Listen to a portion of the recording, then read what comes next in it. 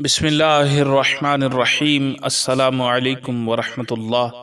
تمام معزز سامعین و ناظرین کو انفارمیشن پوائنٹ کے پلیٹ فارم پر خوش آمدید۔ سامعین و ناظرین، ہماری آج کی ویڈیو کے اندر ہم جانیں گے وہ کون سا دن ہے جس میں عبادت کا ثواب زیادہ ملتا ہے۔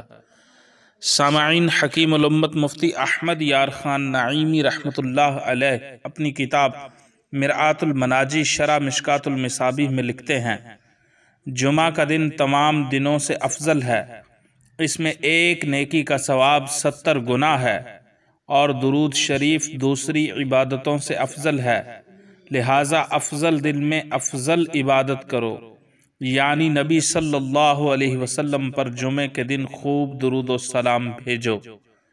تو پتہ چلا جمعے کا دن تمام دنوں سے افضل ہے اور اس میں ایک نیکی کا ثواب 70 گنا ملتا ہے، اور درود شریف دوسری نفلی عبادتوں سے افضل ہے، لہٰذا افضل دن جمعے میں افضل عبادت کرنی چاہیے، یعنی نبی صلی اللہ علیہ وسلم پر جمعہ کے دن خوب درود و سلام بھیجنا چاہیے۔